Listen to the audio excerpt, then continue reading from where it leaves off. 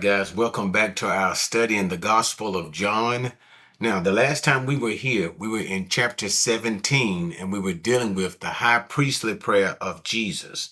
That is, the atmosphere is Jesus is preparing to be arrested, crucified, and then ultimately resurrected from the dead and returned back to the Father. So he is going to leave his disciples. So before he leaves, he prays for his disciples. He intercedes for them or on their behalf to the Father, which is the reason why we call it a high priestly prayer of Jesus. But nevertheless, the main element of chapter 17 was dealing with glory.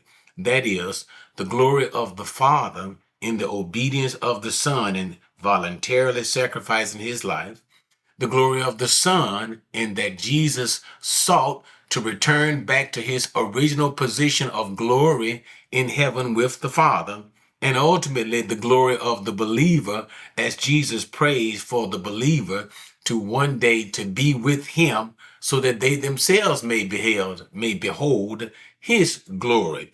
And ultimately, as he was leaving them, he simply wanted them to understand the necessity that they need to love one another as well as expect persecutions from an unbelieving world. The world that rejected and hated him will be the same world that will reject and hate his disciples. But nevertheless, they should have this overwhelming love for one another, thereby evidencing, proving themselves to truly be the disciples of Jesus. All right, now with that, we get ready to go into chapter 18. And chapter 18, guys, is kind of very narrative. It's pretty long, it's 40 verses, but I believe we'll be able to finish it in one single video without getting too long, because it is basically the story or the events of Jesus' actual arrest and his mock trial. We talk about all of that as we move through the text. There are some theological points that we would make, but it is nothing of such a great depth that would demand the video take a long time, or that we separate chapter 18 into more than one video. All right. So with all of that, let's continue on as we move now. We prepare to move from the events of the final Passover meal, moving into the Garden of Gethsemane, where Jesus will be ultimately arrested. All right. 18 and 1. When Jesus had spoken these words, he went forth with his disciples over the ravine of the Kidron, where there was a garden in which he entered with his disciples. Now Judas also, who was betraying him, knew the place, for Jesus had often met there with his disciples. Judas then, having received the Roman cohort and officers from the chief priests and the Pharisees, came there with lanterns and torches and weapons. So let's look at it.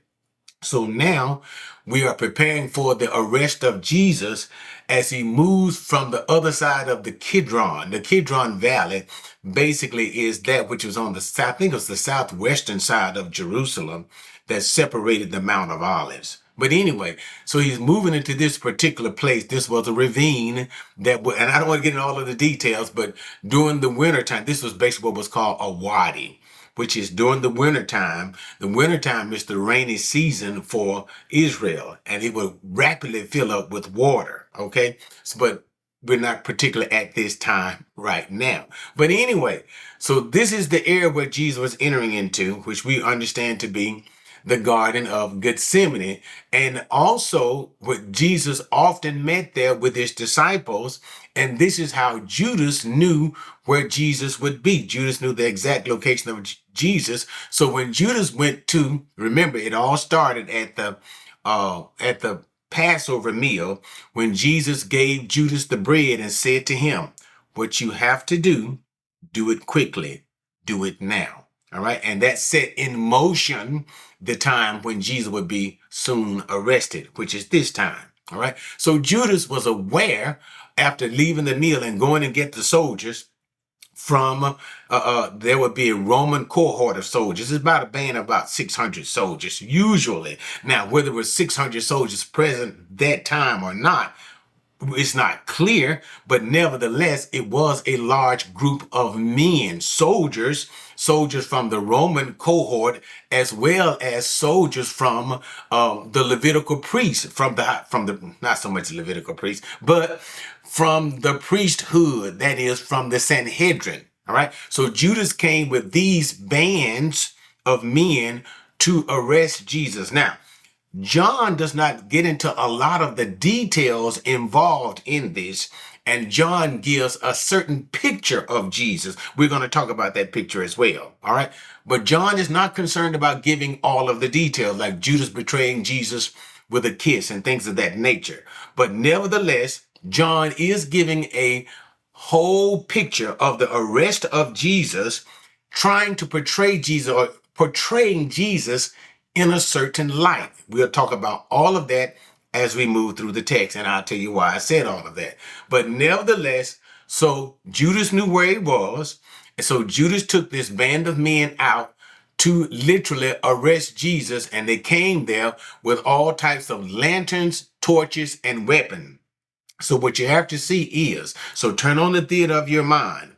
They want to arrest Jesus without incident. So therefore, what do? They send an overwhelming force to get Jesus. Remember, the whole idea is, one of the reasons is they didn't want to actually arrest Jesus or have him killed during the Passover season, because what? It might start a riot amongst the people. And even now they want to do what? They want to arrest Jesus without incident. So what do? They bring an overwhelming force so we can just simply come and get him, get him out of it. If we have to use force, we'll use force, but we'll get him on out. We'll get him and get him on out of there. And that's the idea. And again, we remember that what? The Passover is always celebrated at night. John even said it was night. And so what do we see? They have the lanterns and the torches. So they're ready to come locate and even find Jesus. All right. Verse number 4. So Jesus, knowing all things that were coming upon him, went forth and said to them, "Whom do you seek?" They answered him, "Jesus the Nazarene." He said to them, "I am he." And Judas also, who was betraying him, was standing with them. So when he said to them, "I am he," they drew back and fell to the ground. Therefore he again asked them, "Whom do you seek?" And they said, "Jesus the Nazarene." Jesus answered, "I told you that I am he. So if you seek me, let these go their way. To fulfill the word which he spoke, of those whom you have given me, I lost not one." All right, so let me talk about it. Let's go ahead and read the rest of it. Simon Peter, then having a sword, drew it and struck the high priest's slave, cut off his right ear, and the slave's name was Malchus. So Jesus said to Peter, "Put the sword into the sheath. The cup which the Father has given me, shall I not drink it?" All right, so now notice how John lets us see Jesus. And this is a clear picture of how Jesus never rejected the cross, never tried to escape the cross, and that Jesus was in full control of these events. And that's what you need to see concerning John. That is the picture that John is trying to show us about Jesus. Jesus was not simply falling into the hands of these people or falling into the hands of these events as they were unfolding. John is letting us know, number one, God the Father is in control of all things, even the timing of Jesus' death. Remember what I just said. They did not want to kill Jesus at the Passover, but nevertheless, that is the season that Jesus would die.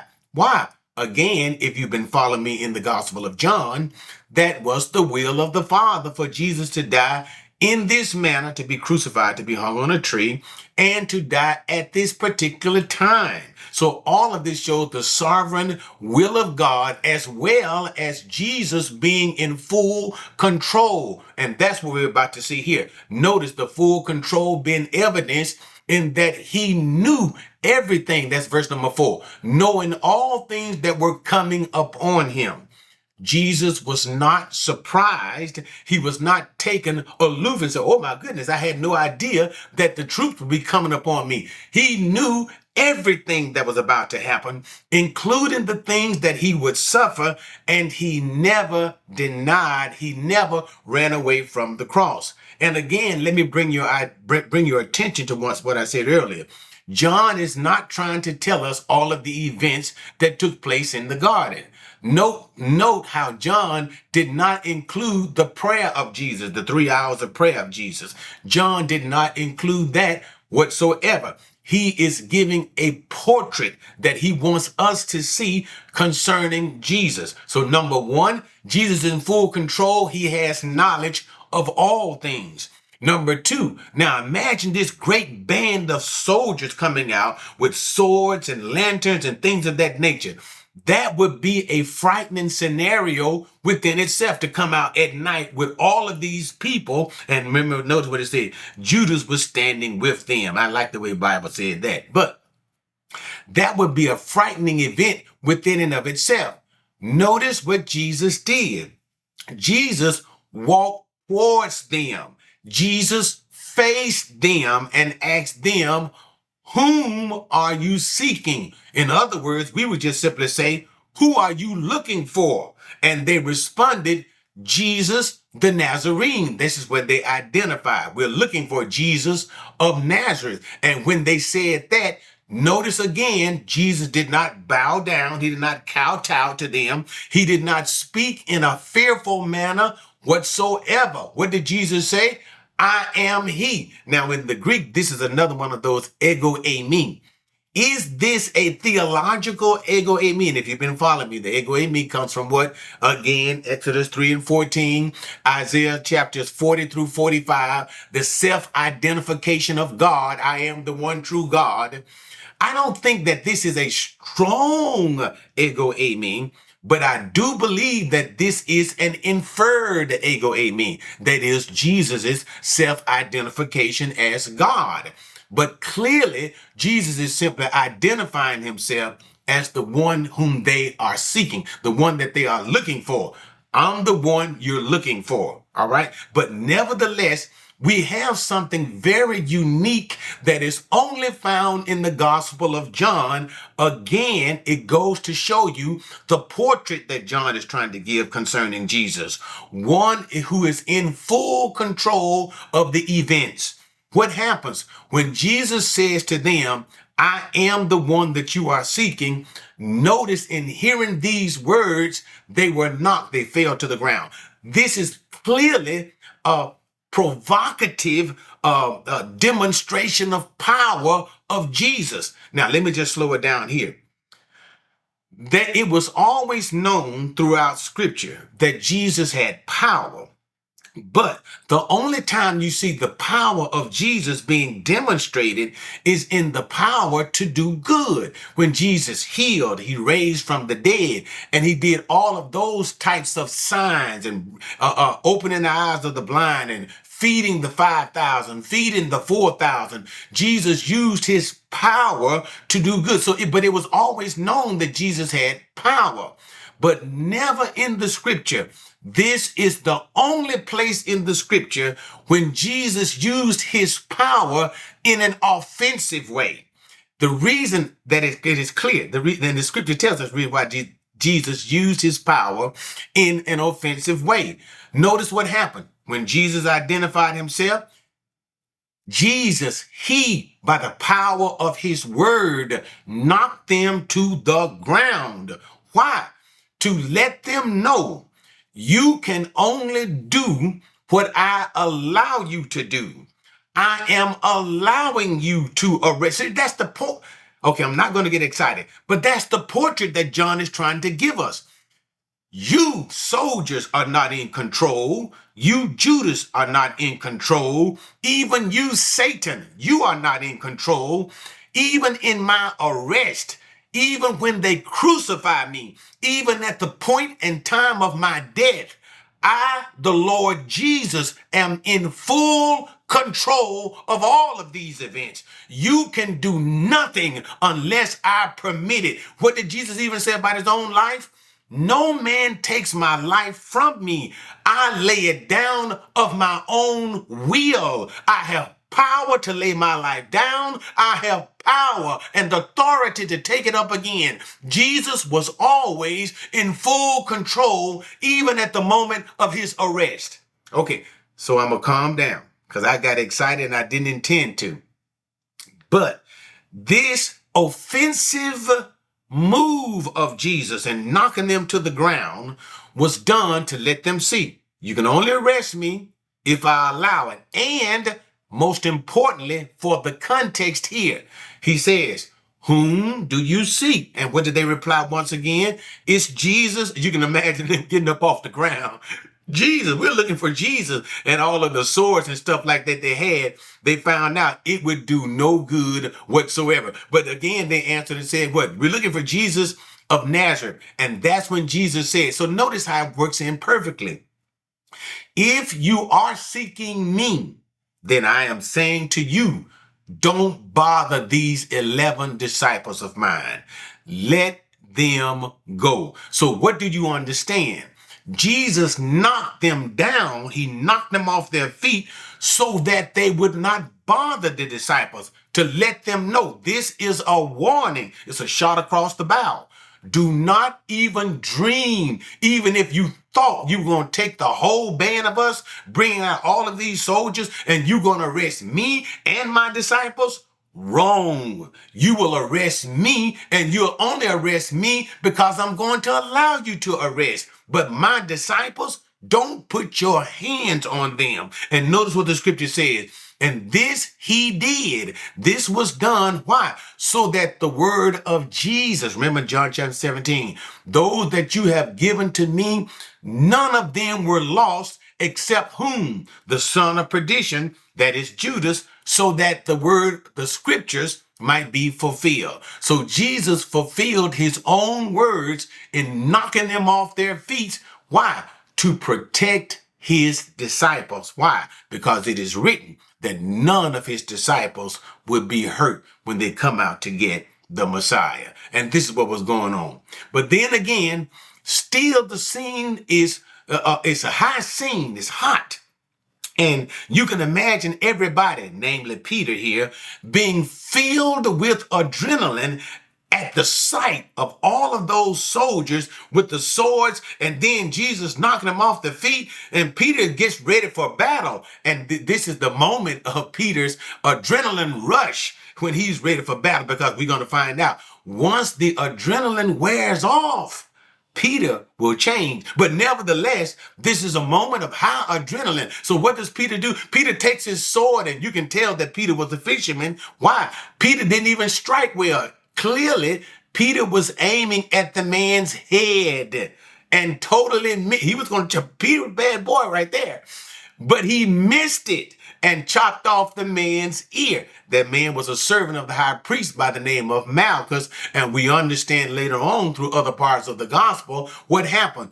Jesus here, he picked up the man's ear and put it back on his head, still showing the mercy of Jesus and that it is the will of God that this should be done. But nevertheless, concerning Peter, full of adrenaline, hot at the moment, Peter tried to kill that man in trying to come out to get Jesus. He was ready to die at that moment.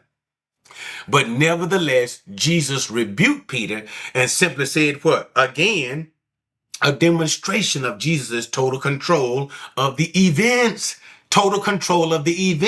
and his willingness to go through the sufferings that he is about to go through, ultimately his death. He's willing to do all of these things. He was never afraid.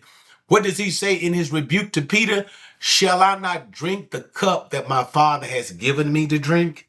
In other words, this cup is this event, this arrest, and we understand false mock trial and crucifixion and all of that. All of this is the will of the Father. And Jesus has always been telling them he has come to do what?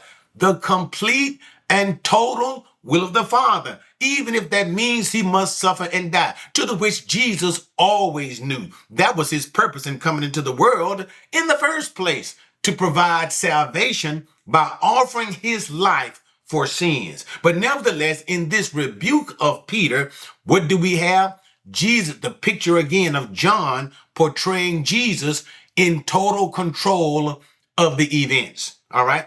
So now let's move on from the arrest. As we keep going through, we move from the arrest with this band of soldiers now taking Jesus to the homes of both the high priest Annas and Caiaphas. We'll explain all of that as we move through the text. Verse number 12.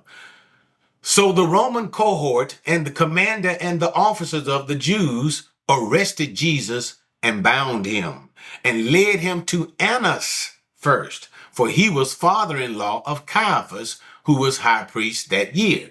Now Caiaphas was one who had advised the Jews that it was expedient for one man to die on behalf of the people. Simon Peter was following. Let's stop there.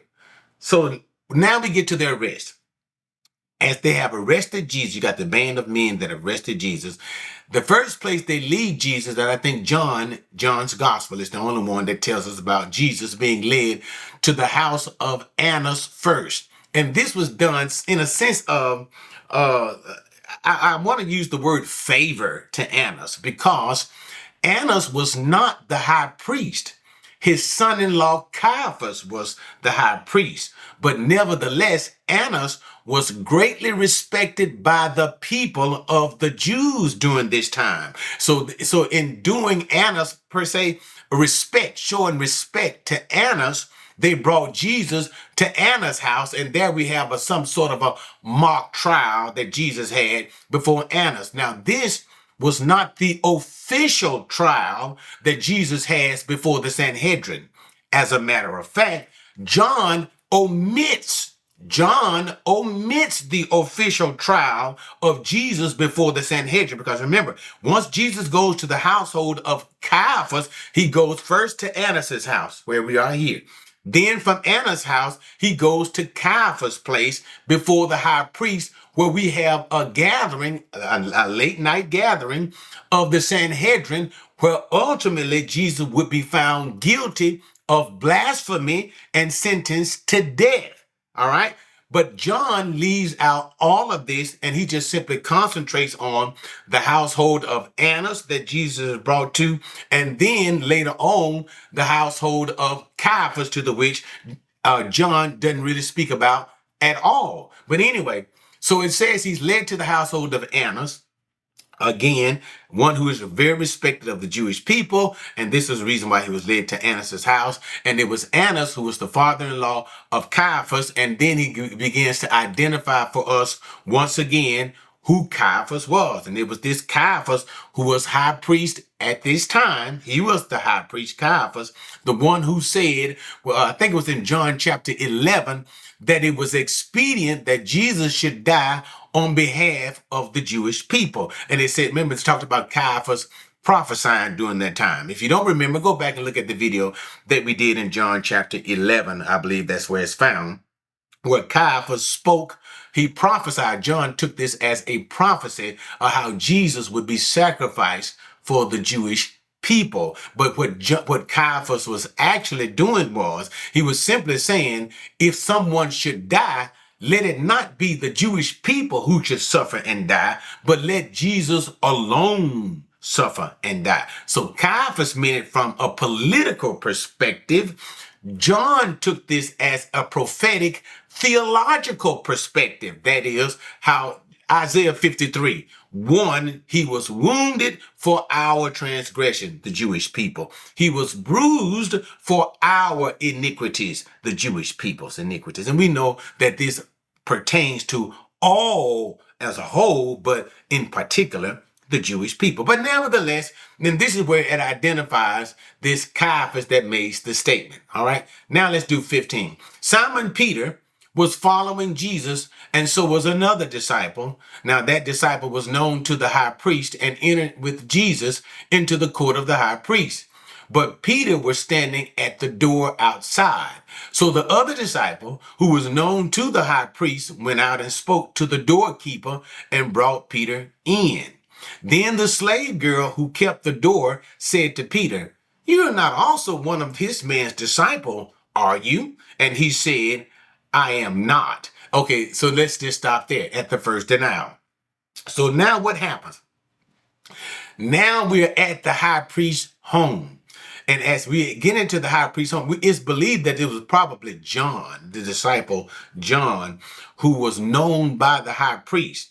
Peter could not get into the courtyards of the high priest, but since John was known of the high priest, John made it possible for Peter to come inside to the courtyard to basically near to where the trial was taking place. And this was earshot, you can hear, of what was basically going on at the trial. All right. So John makes it possible for Peter to be brought inside that particular place. It is not said John, we believe that it is John, for Peter to be brought inside the courtyard. And now, when Peter is brought into the courtyard, he is met by a servant girl who identifies him and says, weren't you one of his disciples? And here we have the first denial of Peter. And this takes us all the way back when Jesus was warning Peter as well as the other disciples that this night all of them would be offended because of him. Why?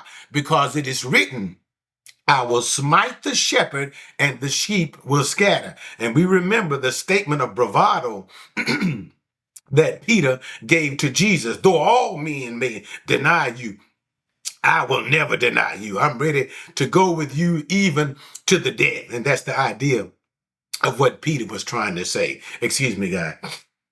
But nevertheless, what do we see? The adrenaline, remember earlier, Peter took that sword and tried to cut the man's head off, Malchus' head off, and missed it and cut off his ear. But the adrenaline was moving for Peter at that time. But now, what has happened now with the arrest of Jesus, the adrenaline is worn off and Peter has calmed down to his senses. And what? Now, Peter does not want to be associated with Jesus because of fear of what is going on. So what happens? A young girl makes Peter bow down. And in a sense, that is to deny Jesus. Let's continue. Verse number 18. Now the slaves and the officers were standing there, having made a charcoal fire, for it was cold, and they were warming themselves, and Peter was also with them, standing and warming himself. The high priest then questioned Jesus about his disciples and about his teachings. Jesus answered him, I have spoken openly to the world. I always taught in synagogues and in the temple where all the Jews come together, and I spoke nothing in secret. Why do you question me? Question those who have heard what I spoke to them. They know what I said. When he had said this, one of the officers standing nearby struck Jesus, saying, Is that the way you answer the high priest? Jesus answered him, If I have spoken wrongly, testify of the wrong. But if rightly, why do you strike me? So Annas sent him bound to Caiaphas, the high priest. Okay, so now we're continuing on with the events and what?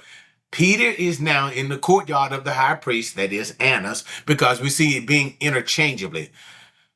It being from Annas to Caiaphas. The term high priest is used interchangeably.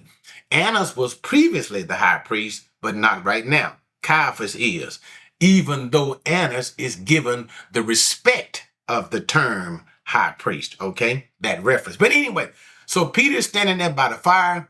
He's warming himself out there, and all of a sudden he hears those in the household of Annas questioning Jesus about his teachings and his disciples. And so Jesus responds and said, and number one, that is against Jewish law. Now, I'm not going to rehash all of how they actually broke their own laws. The Sanhedrin broke their own laws in this mock trial, mockery of a trial that they gave Jesus. But if you want to hear me talk more about that, go look at the study that I did in Matthew chapter 26, where I talk more so about how the Sanhedrin broke their own laws in trying to convict Jesus of the crime of blasphemy. But anyway, So they asked Jesus about his disciples and about his teachings. And Jesus simply responded and said, why are you bringing me here now asking me about this? When I taught publicly in the synagogues, I taught publicly in the temple. Everybody heard me. There was nothing that I said that was secret. Why are you trying to act as if there's something secretive about my teachings? Ask the people that I taught openly. And when Jesus gave that direct response to the high priest, that is to Annas, all of a sudden, one of the guards of the high priest came and smote Jesus across the face. And Jesus simply said to him, why are you striking me? If I said something that was wrong or out of order, why do you strike me? But if I've spoken the truth, you had no reason to strike me. Because the guy said, are you going to answer the high priest in such a manner of disrespect? And that's basically what he was trying to say. And Jesus simply retorted, no, I did not disrespect him or say anything improper. And therefore, you striking me was improper. And this was also, too, a breaking of their own laws. You were never to strike or mistreat a prisoner. And we see already that they are mistreating Jesus. All right. And so after that, it just simply says Jesus was now led from the house of Annas to the house of Caiaphas. All right. And now, as we continue to move through John's accounting of the gospel, remember what I told you concerning Jesus's. Now, this is the official, of even though it is illegal, official gathering of the Sanhedrin at the household of Caiaphas to condemn Jesus of blasphemy and ultimately sentence Jesus to death. John does not cover this event whatsoever. He simply moves us unto bringing Jesus before before Pilate. And so that's where we're going to go now. Verse number 25. Now Simon Peter was standing and warming himself. So they said to him, you are not also one of his disciples, are you? He denied it and said, I am not. One of the slaves of the high priest, being a relative of the one whose ear Peter cut off, said, did I not see you in the garden with him? Peter then denied it again, and immediately a rooster crowed. Okay, so before we get into the issue of bringing Jesus before Pilate, we now solidify Jesus' prophetic word of Peter's denial. So what happened? As Peter was warm, we go back to the issue of warming himself back by the fire. And this John is just simply trying to bring these events all together to show three denials. That's all John is trying to do, show three denials. Peter's warming himself by the fire. One of the soldiers come and asks Peter, are you not one of his disciples? One of the people, are you not one of his disciples? What happens? Peter denies it. And then again, one of the soldiers who was out to arrest Jesus said, wait a minute. And this man was one of the relatives of Peter, of the man's ear, of the man who Peter cut off his ear. I don't know why I couldn't get that out. But so this man knew about Peter cutting the man's ear off, his cousin's ear off. He said, wait a minute, you cut off my cousin's ear. Yeah, you out there with him. And so what did Peter do? Peter denied once again. And John just simply said, what? And the cock crowed, the rooster crowed. And this fulfilled the word of Jesus. Before a rooster would crow, you would 3 times deny that you even know me. And John doesn't get into any of the rest of the details about how Peter boo-hooed about what he had just done. He just simply moves the narrative on, but simply says, and the word of Jesus was correct. Peter denied him just like he said. And it is because of this that John brings forth here that at the end of his gospel, John shows the restoration of Peter. But we're not going to deal with that right now. All right. Now let's continue on with the arrest of Jesus and bringing Jesus before the Roman governor Pilate. And it is important that you understand. Now Jesus is being brought into a Gentile arena because the mindset of the Jews was to put Jesus to death. They wanted the Romans to have Jesus executed. And we know that the Romans execution was by means of crucifixion. extremely painful and extremely brutal. And this is what they had in mind for Jesus, okay? And so now, but what is important to remember is, this is what's important. So I might as well tell you, when Jesus was brought before the Jews, they condemned Jesus of blasphemy, which is a breaking of the Mosaic law, a breaking of what? The law of Moses, all right? However, that they wanted, and what is the penalty for the penalty for blasphemy? For Jesus called himself God for blasphemy. The penalty for blasphemy is death. And so, but they wanted the Romans to put Jesus to death, and the Romans had outlawed capital punishment except by Roman judgment. That is, even though the Jews had condemned Jesus to death because of blasphemy, it would be illegal for them to put Jesus to death because Rome, who had control over Judea at that time, because Rome had outlawed the death penalty outside of Rome itself. Only Rome can condemn a person to death, okay? And then here's what you got to say too.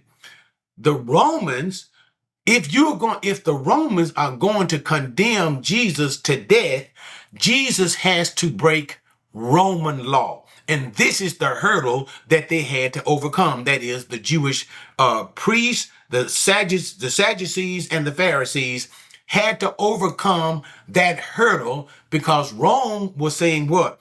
If we are going to condemn Jesus to death, Jesus has to break Roman law. And this is the issue that was before Pilate. And this is the problem that Pilate had.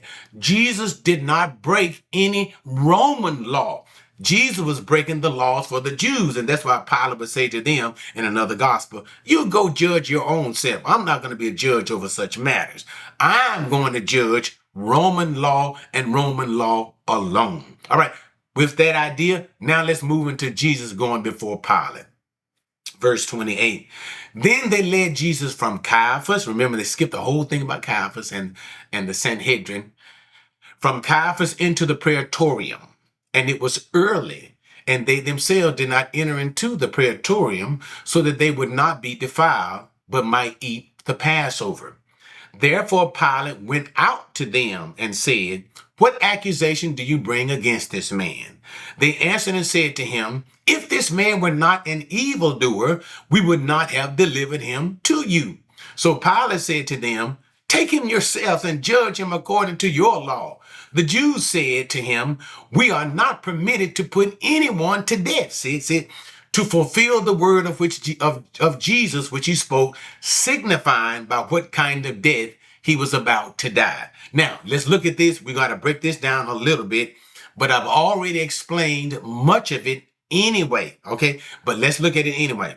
They led Jesus from Caiaphas, that is, where Caiaphas, who was the high priest, before the Sanhedrin, where Jesus was officially condemned of blasphemy and said that Jesus deserved the death penalty.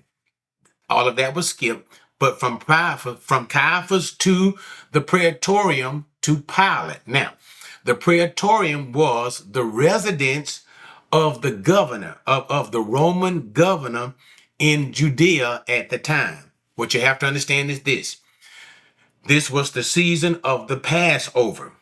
During the Passover, remember, Passover was one of the 3 celebrations of the Jews that all Jewish males were commanded to appear in Jerusalem at that time.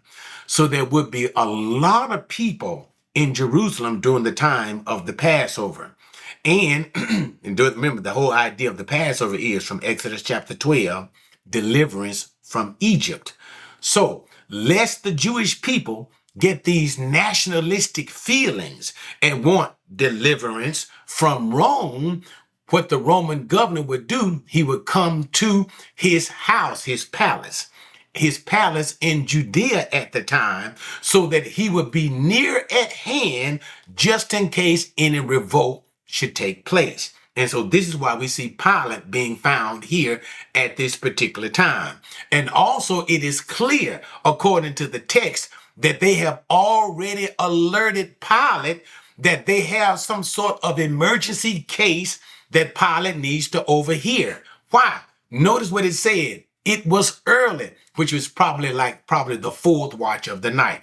Very early in the morning. Too early for Pilate to be on the judgment seat, but nevertheless, he is still found in the praetorium on the judgment seat. Okay? So they have already alerted Pilate of the events that is about to take place. And what happened? But notice, as they were making their case against Jesus before Pilate, because this is what you have to do, they did not go to the praetorium. The praetorium was the Gentile residence of Pilate because they themselves did not want to become ceremonially unclean. They did not want to go into the house of a Gentile and become ceremonially unclean and unable to eat the Passover. So what happened? Pilate had to come out to them and begin to question them about what in the world is going on? Why are you getting me up this early in the morning about this particular man? So that's the idea. They wanted to eat the Passover, but they wouldn't go into Pilate's house. So Pilate had to come to them. And when Pilate came to them, he just simply asked them, why are you bringing me this man this time of the morning? And what in the world is the charge against this man? And notice their response to this man, their response to Pilate. If this man were not an evildoer, we would not have delivered him to you. That is not an accusation. And the reason is because they had no accusation against Roman law. Against what? Roman law against Jesus, so that Pilate would have Jesus put to death. So they just simply said, if he wasn't an evildoer, we wouldn't have brought him to you in the first place, which was ridiculous. So what does Pilate do? Pilate is forced then to confront Jesus to find out what in the world is going on that these men are so desperate to have me put you to death. And this is the occasion that's going on. They had no reason, the Jewish people, under Roman law to put Jesus to death, even though they wanted Rome to put him to death. Again, why? Because capital punishment could only be administered by a Roman provincial official. All right, so here's where we are. So Pilate said, when they said that Jesus was an evildoer, notice Pilate's response. Take him yourselves and judge him according to your own law. In other words, Pilate knew, he said, okay, this stuff that you're trying to tell me about, this is not a breaking of the Roman law. You said he's breaking your law, so therefore you deal with him. But what? We see the mind and the heart of the Jewish leaders. They said, we are not permitted to put anyone to death. And they said, in saying this to Pilate, we're not permitting anyone to death. This was signifying the death that Jesus spoke about, how he should die. Two things. Number one, it is clear that they wanted Jesus to be put to death by the Romans. And remember, the Roman death of crucifixion was a painful and excruciating death, number one. And number two, it fulfilled the word of Jesus, which takes us back all the way to John chapter 12. Remember when the Gentiles, the Greeks, wanted to see Jesus. And that's when Jesus said, and if I be lifted up, signifying the manner in which he should die. The lifting up is the manner of being put on a cross. And this is what it said. The Jewish people said, it's not permissible for us to put a man to death. And this fulfilled the word of Jesus. It signified their intent.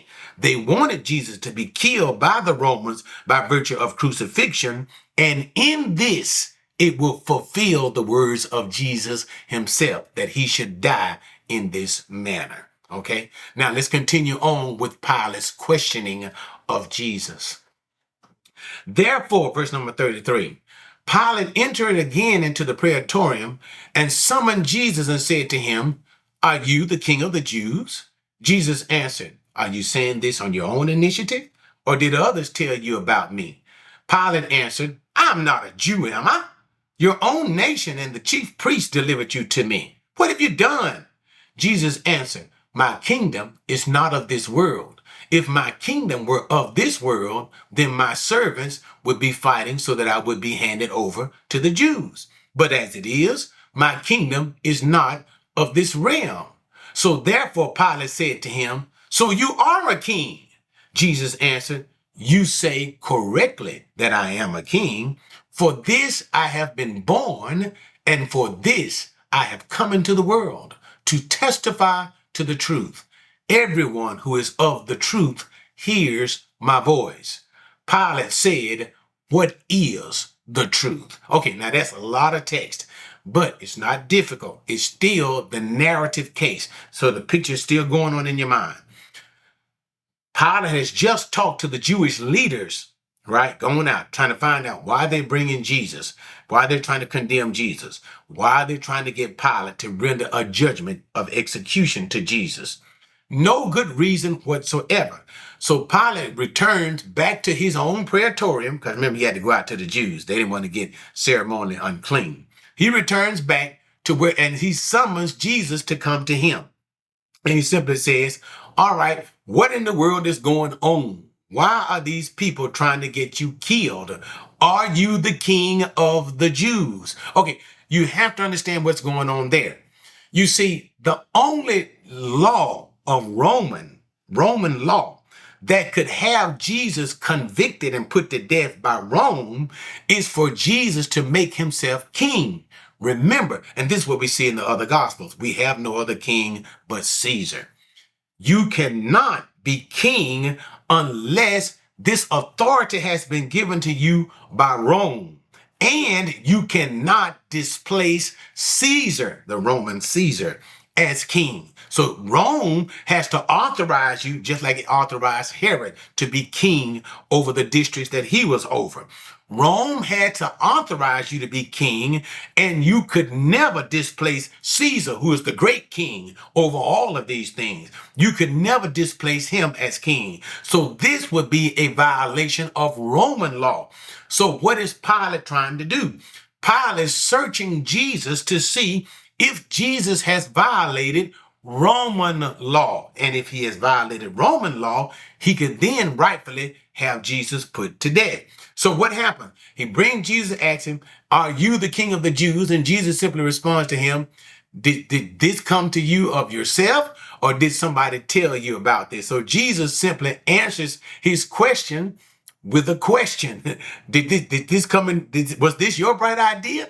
Or did someone tell you that I was a king? And then we can see the frustration in Pilate. Well, what do you mean? Am I a Jew? I didn't bring you here. Your own people brought you here. Your own Jewish leaders brought you before me. So answer me, are you the king of the Jews or not? So Pilate gets hot with him and says, well, look here, mister. It's not me. It's your own folk that's trying to get you killed. Just answer my question. Are you the king of the Jews or not? And so Jesus simply says to him, what? In a sense, yes, I am a king, but what? My kingdom is not of the world, of this world. And in that statement, he diffused and disarmed Pilate as well as the Jews. Remember, what are they seeking? What is Pilate inquiring about? Is he breaking Roman law? Roman law that would have him put to death. In order to do that, he has to be an unauthorized king. Rome didn't make him king, or he's displacing Caesar as king in some way. Notice what Jesus says. My kingdom is not of this world, for if it was, my servants would fight for me. But since this is not the case, clearly my kingdom is not of this world. So right then and there, with that statement, even though I am a king, is not of this world. But what? Rome's kingdom is of this world. Caesar's kingdom is of this world. So what did he do? He literally diffused any legal reason that Rome, namely Pilate, would have him put to death by saying his kingdom is not of this world. But nevertheless, what goes on? Therefore, Pilate said to him, when he said, Jesus said, he's a king. So you are a king. So Pilate's trying to latch on to that, even though Jesus didn't give Pilate ultimately what he wanted. Jesus says, that is correct. I am a king. And notice that this is good too. And for this reason, I have been born and I have come into this world. And that takes us all the way back to the birth of Jesus. Behold the one who is what? Born King of the Jews. Jesus was born to be king. He was born to be the Messiah to the Jews, the King of the Jews, and ultimately the King of the whole world. He was born for that expressed purpose. And this is what Jesus means when it says what? And to testify to the truth. The truth is what Jesus is saying is, and always, as we've been, it just kind of, okay, I'm slowing it down. What did Jesus say earlier? I am the way. I am the truth. I am the life. Again, notice the uses of the word truth, to testify of the truth. What truth? That Jesus is the Messiah. He is God in the flesh. Jesus is the King of the Jews. This is the truth of things. And notice, and so he said, and everyone who is of the truth hears my voice. Those who truly want to know the truth, listen to me. They listen to what I have to say. And instead of Pilate, this was the open door that Jesus put in front of Pilate to ask him about the truth. As soon as Jesus put the door before Pilate, he opened it up. Do you want to know the truth? Because everybody who is of the truth listens to me. And here's where Pilate had ample opportunity. Jesus, make your case. Tell me then who you are and all of that. As soon as Jesus opened the door, Pilate shut it right back. Notice Pilate then responded to Jesus, what is the truth? And he was through with that at that point. So Pilate, having the opportunity to know the truth, to hear the truth in the very presence of the truth. That presence of the truth is the presence of Jesus himself, because Jesus declared that he is the truth. At that time that Pilate has to have the truth revealed to him, he closes the door unto truth. All right. Now let's finish it with the rest of verse number 38, and we're going to go all the way down to 40. And when he had said this, he went out again to the Jews and said to them, I find no guilt in him, but you have a custom that I release someone for you at the Passover. Do you wish then that I release for you the King of the Jews? So they cried out again, saying, not this man, but Barabbas. Now, Barabbas was a rumble. Okay, so now we go back. After Pilate has questioned Jesus, and remember, he's looking for what? Basically, a charge of sedition against Rome, all right? So he goes back to the Jewish leaders who were trying to bring all of this accusation against Jesus, and he simply says, according to Roman law, he has not violated Roman law at all. So therefore, I find him not guilty of breaking any Roman law, and I cannot lawfully put him to death. And basically, that's what he simply says. Jesus is not guilty of breaking any Roman law that he should be put to death. And then Pilate reminds them, he said, but you have a custom that during the Passover, I release a prisoner of your choice, because this was the custom during that time.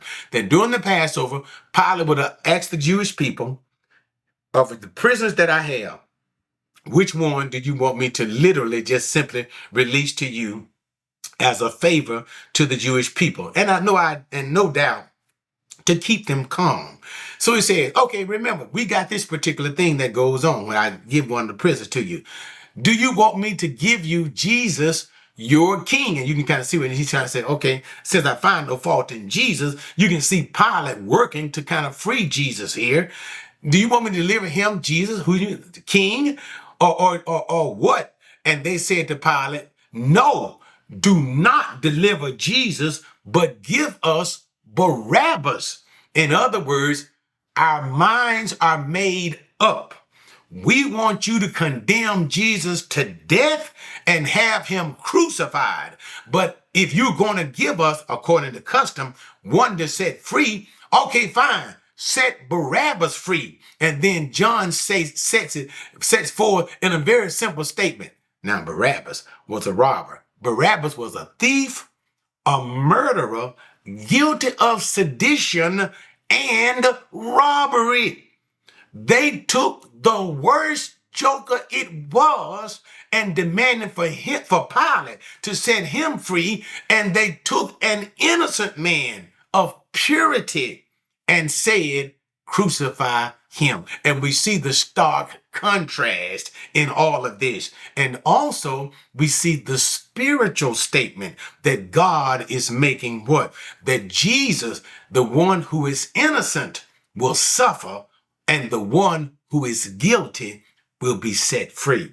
He dies for our sins. And this is the story that's being hashed out spiritually with the sentencing of Jesus and the deliverance of Barabbas. Even we can see this, and I'm not going to get into it.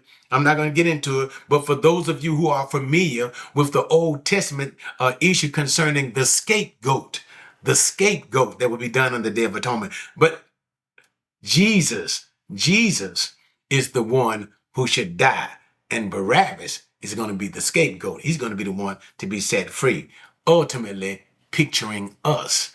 We are the ones who should die, but instead, what? Jesus took our place.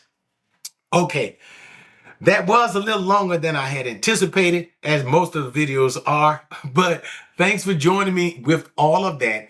All we basically have in chapter 18 is the narration of the arrest of Jesus from the coming of Judas with the band of soldiers in the garden, and John's portrayal of Jesus during these events to simply show what? Jesus is in full control. He demonstrates this what? When the soldiers came, Jesus confronted them. When he confronted them with power, knocked them to the ground, and says, if you come to get me alone, don't bother the rest. He protected his disciples. He was in full control. And then we see Jesus being taken to the house of Annas, and the accusation, John didn't bring all of that stuff involved, but the accusations in the household of Annas. And then you got the trial in the house of Caiaphas, to which John didn't cover at all. And then he brings him to Pilate. And there, what do? They try to bring some kind of accusation of that Jesus is breaking Roman law in order to get Pilate to condemn him to death. But what happens? It doesn't work for Pilate. Pilate questioned Jesus himself. He returned to the leader and said, the man hadn't broken any Roman law. I can't kill the man if he hadn't broken Roman law. He said, but I tell you what, and we can see Pilate doing what? Trying to get Jesus released. There's a custom for me to release a person to you on the Passover. Do you want me to release your king, or do you want me to release this crooked Barabbas? No doubt in the mind of Pilate, he knew they would say release Jesus, because Barabbas was the worst of the worst. And instead, what happened? The will of God was done. They requested for Jesus to be crucified and for Barabbas to be released. All right, guys.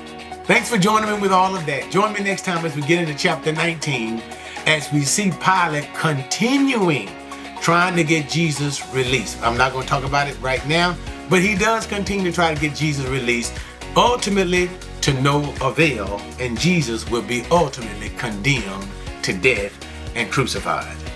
If these videos, guys, have been a blessing to you, and if you can say, Pastor Lee, I've learned a lot, thank you for all of that. Will you join with me in the ministry? There's always a link in the description that you can use to support the ministry. And for those who have supported the ministry, always and always again, thank you for all that you do. All right, guys, see you next time as we get into John chapter 19.